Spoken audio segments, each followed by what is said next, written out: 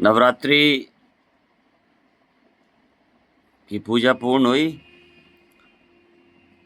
9 दिन कन्या लांगुरिया, बाल गोपालों और भक्तों के साथ असीम आनंद हमको भी प्राप्त हुआ और आपको भी प्राप्त हुआ होगा, ऐसी हम मंगल कामना करते हैं।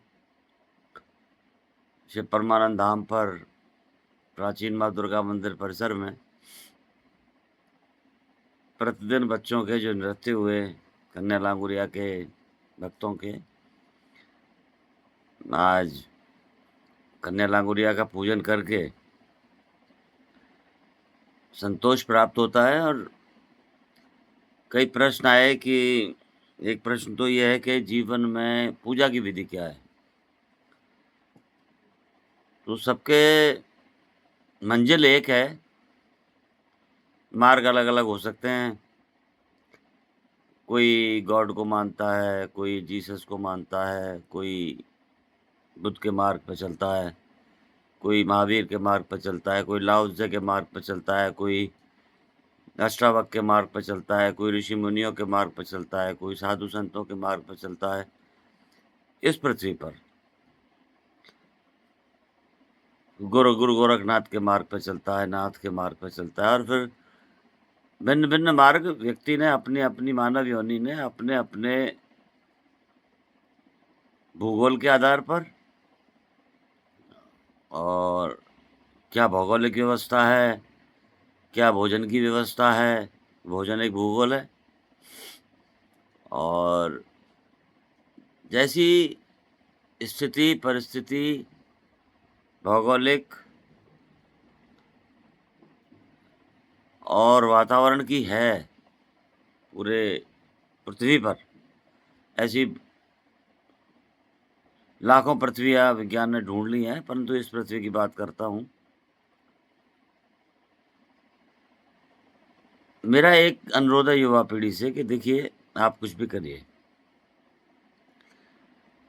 पर सबसे पहले स्वयं को जानना ज़रूरी है, और बुद्ध ने यही कहा, गुरु गोरखनाथ जी ने भी यही कहा और शिव ने भी यही कहा। कोई अल्लाह को माने, बिल्कुल माने, कोई गॉड को माने, माने, कोई बुद्ध को तो सभी को मानना पड़ेगा, बुद्ध का मार्ग शिव का मार्ग है, सभी का मार्ग शिव का मार्ग है। और अम्बा, सांब, सदाशिव, कैसे भी नाम ले लें आप कभी भी, तो भक्ति हो जाती है। मैं ये नहीं कह रहा कि आप सन्यास ले लें, आप जो भी कार्य कर रहे हैं, उसे होश से करें, और इस ब्रह्मांड की पराशक्ति जिसे मैं शिव कहता हूँ, कोई और कुछ और भी कहता होगा, उसके नियमों पर यदि व्यक्ति चलता है, तो उसे सुख, संपत्ति, वैभव, प्रगति, उन्नति और समृद्धि प्राप्त होती है। प्रभु ने, शिव ने, मेरे शिव ने, मेरे महाकाल ने प्रत्येक योनि को जो चीज़ें दी हैं, और जो सबसे कीमती हैं, जो खरीदी नहीं जा सकती,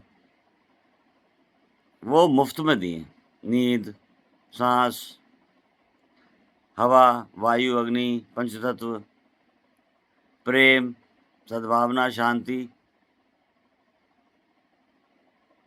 ये आकर्षण, ये सब मुफ्त में दिए, इसके लिए आपसे कोई राशि वसूल नहीं की जाती। और इसका ही अगर हम दुरुपयोग करें, इनके प्रति श्रद्धा का भाव नहीं रखें जिन तत्वों से हम बने हैं, तो ये तो शिव की ज़िम्मेदारी नहीं है, प्रभु की ज़िम्मेदारी नहीं है कि हम अ, जो उन्होंने हमको दिया है, जो उनके नियम हैं, उनके बिना कुछ भी नहीं हो सकता। जब तक व्यक्ति समर्पण नहीं करता कि जो जैसे आप रखोगे, वैसे आप हम रहेंगे। दूसरी चीज़ कहते हैं पूजा की विधि क्या है, तो आप जिस रूप में भी, जैसे भी उनका नाम ले सकें, उनके अनुसार ब्रह्मांड की पराशक्ति का, शिव के अनुसार नाम ले सकें, मेरे महाकाल के अनुसार नाम ले सकें, आप अपने जो भी मानते हैं। बुद्ध के अनुसार, बुद्ध का मार्ग शिव का मार्ग, महावीर का मार्ग शिव का मार्ग, अष्टावक्र का मार्ग शिव का मार्ग, तो सभी का मार्ग एक ही जगह पहुँचता है, और उसी मार्ग पर जाना है। और ये भी तय है कि हम आ गए हैं, और जाने का टिकट तय है, कन्फर्म टिकट है हमारा। हवाई जहाज में आप या टिकट कराते आने का जाने का, तो आ तो गए, जाने का जो है वो कन्फर्म है, तो अच्छी तरह जाएँ। जन्म और मरण मतलब देह को छोड़ना, ये दोनों उस प्रभु के हाथ में, तो बीच की चीज़ें हमारे हाथ में कैसे हो सकती हैं? बीच की चीज़ में उन्होंने हमको जाल में एक लीला दी प्रभु ने, कि हमारे प्रारब्ध के आधार पर और हमको मौका दिया, हमको उपाय दिए, हमको अवसर दिए और दे रहे हैं। तो पहली चीज़ तो ध्यान, मौन और एकांत, ये जीवन की बहुमूल्य भेंट कह लीजिए या उपहार है प्रभु का हमारे लिए। मैं युवा पीढ़ी को ये कहना चाहता हूँ कि जो लोग अहंकार, हिंसा, चुगली, दूसरे के बारे में विचार करना, दूसरे के बारे में गलत विचार करना, दूसरे के बारे में गलत सोचना, दूसरे को नुकसान पहुँचाने की नियत करना, तो इन सारी बुरी चीज़ों को पहले मारो, समाप्त करो। दुनिया में योद्धा हुए, नेपोलियन बोनापार्ट हुए, सिकंदर हुए, अशोक महान हुए, अकबर महान हुए और फिर अपराध की दुनिया में अभी-अभी बहुत सारे लोग आप सुनते हैं वो हुए टीवी पर 16-16 साल के लड़कों ने मार दिया उनको। अपराध की उम्र नहीं होती, शांति की उम्र होती है, प्रेम की उम्र होती है। प्रेम परमात्मा है, प्रकृति परमात्मा है, पेड़ को हम बड़ी मुश्किल से लगाते हैं, हम एक बीज हैं, प्रभु ने बीज डाला। अब हम उसमें हमारे माता-पिता प्रथम भगवान हैं, वो हमें किस प्रकार की खाद डालते हैं, किस प्रकार के बीज की देखभाल करते हैं किस प्रकार से, उससे वृक्ष बनता है। तो तरह-तरह के वृक्ष बनते हैं, एक ऐसा वृक्ष भी होता है जो कटीला होता है लेकिन कुछ तो फ़ायदा करता है। लेकिन कुछ ऐसे वृक्ष होते हैं जो फल देते हैं और 12 महीने फल देते हैं और जो फल देता है वो झुक जाता है। तो सबसे जो बड़ी खराब जो वस्तु है, जो कि ईश्वर को बिल्कुल प्रिय नहीं है, मेरे शिव को बिल्कुल प्रिय नहीं है, वो है अहंकार, क्रोध। आपके पास अपने लिए विचार करने के लिए समय बहुत कम है। दूसरों के बारे में क्या विचार करना? एक शब्द है इग्नोर, आप इग्नोर करें। आप आश्चर्य करेंगे, ना तो मुझे कोई प्रसिद्धि चाहिए, ना मुझे कोई मैं आश्रम पर रहता हूँ, सरकारी अधिकारी रहा और ये तय बात है कि ईमानदार अधिकारी रहा। इसके लिए कोई प्रमाण देने की आवश्यकता नहीं है और कर्म का सिद्धांत है कि जो करेगा वो पाएगा। जो बोओगे वो काटना पड़ेगा। जैसे बोओगे वैसे काटना पड़ेगा। बुद्ध क्या कहते हैं? बुद्ध ने कभी नहीं कहा कि मेरी पूजा करना, मेरी मूर्ति स्थापित करना, लेकिन हर कालखंड की अलग-अलग व्यवस्थाएँ हैं और जो भी विधियाँ हैं, उसमें सबसे बड़ी जो लाओ त्से ने दी या दुनिया में जितने भी महान विचारक हुए जो कि शिव से मिल गए, शिव से एकाकार हो गए, परम शक्ति से एकाकार हो गए, ब्रह्मांड को चलाने वाली एक परम शक्ति से ब्रह्मांड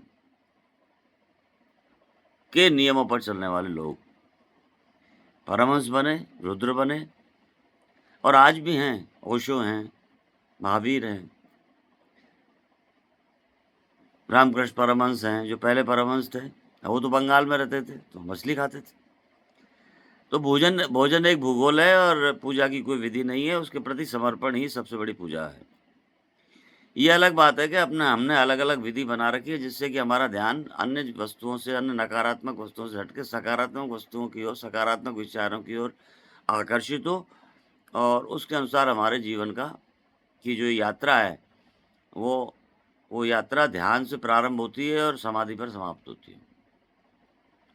यही है। करोड़ों लोग आ रहे हैं, करोड़ों लोग जा रहे हैं, अरबों लोग आ रहे हैं, अरबों लोग जा रहे हैं इस पृथ्वी पर और उसके बाद न जाने कितनी पृथ्वी है, कितने ग्रह हैं, विज्ञान ने खोज लिए हैं। एलियंस आ रहे हैं, जा रहे हैं। तो कुल मिला के इस जीवन को शून्य से शिखर पर ले जाना, वो सकारात्मक तरीके से ही होगा।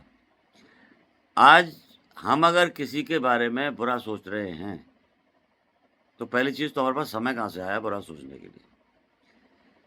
दूसरी चीज़ हिंसा, क्रोध, अहंकार, लालच, धोखा देना, किसी को अपशब्द कहना, किसी की निंदा करना,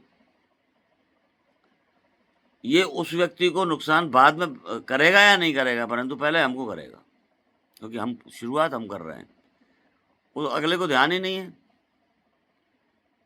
और निंदा तो उसकी होती है जो ज़िंदा है, प्रशंसा तो जब देह छूट जाती है, मृत्यु हो जाती है आदमी की। हमको जीना नहीं आया और ना हमको मरना है। हमें जीना भी सीखना पड़ेगा और कभी भी जीवन के किसी भी मोड़ पर परिवर्तित कर सकते हैं हम अपने आप को और परिवर्तित करके उस साक्षात परम ब्रह्म को, परम पिता शिव को प्राप्त कर सकते हैं और जिसे आप मानते हैं उसको आप प्राप्त कर सकते हैं, जिसे भी आप इष्ट मानते हैं। मंजिल एक है, मार्ग अलग-अलग बना दिए गए, सुविधा अनुसार बना दिए गए, व्यवसाय अनुसार बना दिए गए, स्वार्थों के लिए बना दिए गए, परंतु अल्टीमेटली मूल रूप से जो बाद में जो दूध को दही बनता है, दही से फिर मत्थे हैं, फिर उसमें से छाछ भी बनती है और घी भी निकलता है।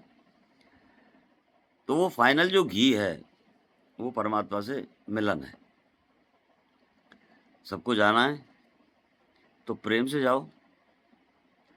सबको देह को छोड़ना है, तो कोई है जो देह को नहीं छोड़ेगा। अमृत तो शब्द है, लेकिन वो रुद्र बन जाते हैं, वो एक अलग विषय है।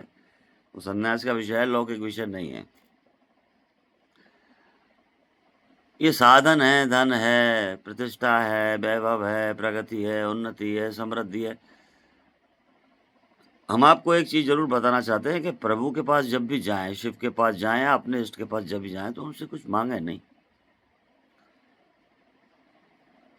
उनको सारी चीज़ पता है कि आपको क्या चाहिए। उनको पता है कि आपकी आवश्यकताएँ क्या है, मेरे भक्त की आवश्यकता क्या है। भक्त के वश में होते हैं भगवान। बस हाथ जोड़े, समर्पित कर दिए और कहा जैसे आप रखो आपकी मर्ज़ी। मैं समर्पित हूँ।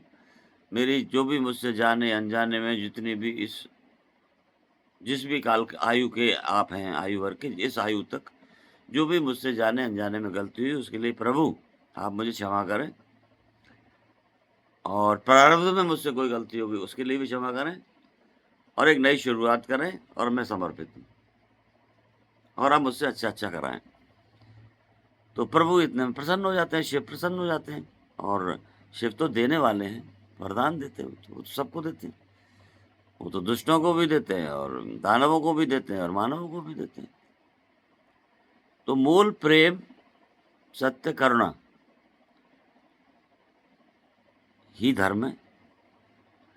अब जाति बना दी गई, वर्ग बना दिए गए, ठीक है, ये संसार है। जो जिसमें प्रसन्न है, वो उस प्रकार के परिणाम प्राप्त करता है। हमारी जो परिवर्तन की जीवन में परिवर्तन की घड़ी जब आई, तो मेरे शिव ने ऐसे चरणों में ले लिया, अपने चरणों में ले लिया, आप शिव की भक्त नहीं हो सकते। वो चयन करेंगे जो भी आपका इष्ट है कि आप उनके इष्ट बनने लायक हैं या नहीं, वो चयन करते हैं। शिव चयन करते हैं। माता पार्वती की सारी जितनी माएँ हैं, वो सब माता पार्वती के रूप है और सारे जितने देव हैं, वो सब शिव के रूप है, महादेव के, सांब सदाशिव के। अब उस लीला में अगर आप उस जाल में फँस गए, तो आपकी मर्ज़ी, फँसते हैं लोग। हिंसा करते हैं, अपराध करते हैं, अहंकार करते हैं, लड़ाई-झगड़ा करते हैं। 9 फुट जगह नहीं मिलेगी और झगड़ा करते हैं, 1 इंच आगे बढ़ जाऊँ किसी के खेत में। गाँव में धर्म अब पहले गाँव में था, अब धर्म शहरों की ओर चला गया। शहरों में बहुत दान होता है। मूक पक्षियों को दान, मूक श्वानों को दान, गायों को दान। जो मूक पक्षी, पशु-पक्षी हैं, अन्य योनियाँ हैं, उनको यथासंभव जितनी आप सेवा करते हैं, उतना ये जो ग्रह नक्षत्र वगैरह हैं, ये सब आपके निकट आ जाते हैं। एक कथा आती है महाभारत में, जो सोनू शर्मा ने भी कही थी और कई लोग कहते हैं, मैं आपको बता देना चाहता हूँ अपनी भाषा में, कि जब महाभारत का युद्ध प्रारंभ होने वाला था, तो हर राजा के पास में एक ज्योतिष हुआ करता था। संख्या नहीं थी, भाषा नहीं थी, परंतु ज्योतिष होते थे। सप्तऋषि मंडल के आधार पर, ब्रह्मांड के ज्ञान के आधार पर, नियमों के आधार पर, तपस्या के आधार पर वो ज्योतिषी हुआ करते थे। तो भीष्म पितामह ने अपने ज्योतिषी को बुलाया, तो उन्होंने कहा, उन्होंने सारा निकाला कि भाई इस युद्ध का परिणाम क्या होगा। तो उन्होंने कहा कि उन्होंने पूरा परिणाम निकाला ज्योतिषी जी ने, और उन्होंने कहा निश्चित रूप से कौरवों की जीत होगी। उसका कारण है कि कौरवों के पास में बलशाली योद्धा हैं, एक-एक योद्धा एक-एक सेना के बराबर है, और शतरंगिणी सेना है, और कर्ण है, भीष्म है, अश्वत्थामा हैं, विदुर हैं, मतलब बहुत सारे योद्धा हैं, दुर्योधन हैं, 100 कौरव उनके लड़के हैं, पुत्र हैं, और अन्य भी मदद करने वाले हैं।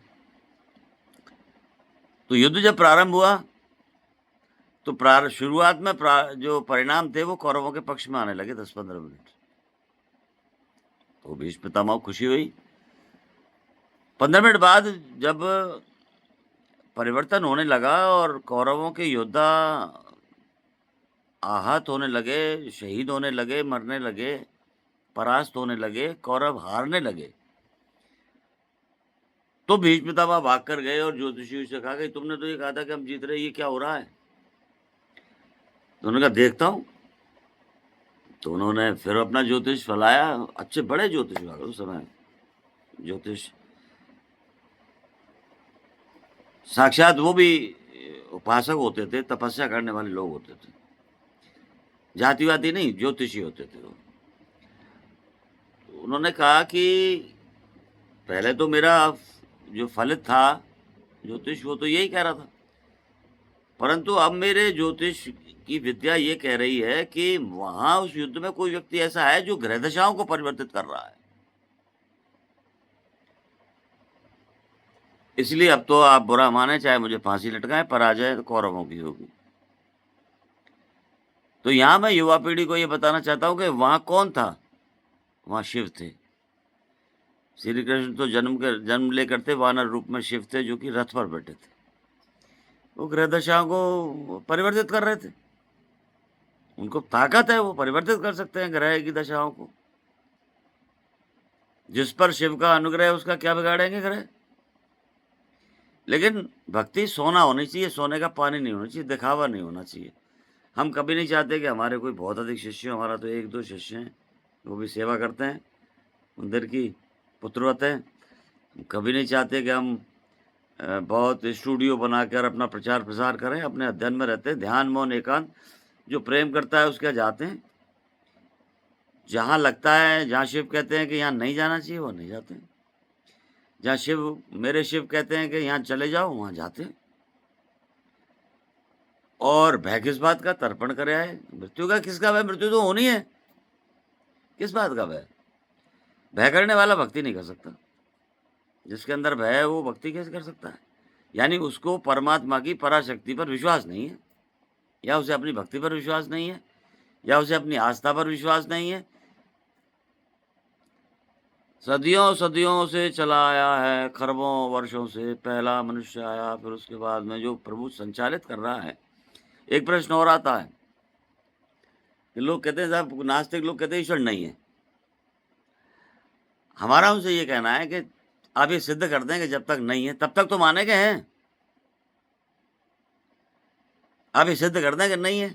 ये कैसे हवा चल रही है, कैसे जन्म हो रहे हैं, कैसे मरण हो रहे हैं, ये लौकिक संसार, पारलौकिक संसार कैसे चल रहा है, ये कैसे प्रवाहित हो रहा है, ये नदी की धारा सीधी क्यों चल रही है, ये नदी उल्टी क्यों चल रही है, ये पर्वत, पहाड़, प्रकृति, पूरा संसार,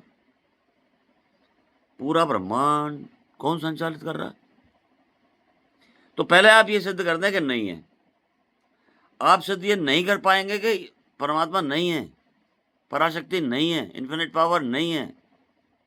जब आप ये सिद्ध नहीं कर पा रहे हैं कि नहीं है, तो आप ये मान लीजिए कि कुछ तो है, एक शक्ति तो है जो इस पूरे संसार को संचालित कर रही है।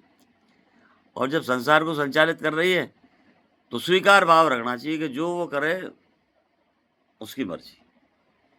जिसने स्वीकार भाव सीख लिया, जिसने ध्यान में होने का सीख लिया, वो निश्चित रूप से ईश्वर के चरणों में स्थान प्राप्त करेगा, रुद्र बनेगा, परमहंस बनेगा। ये तय है।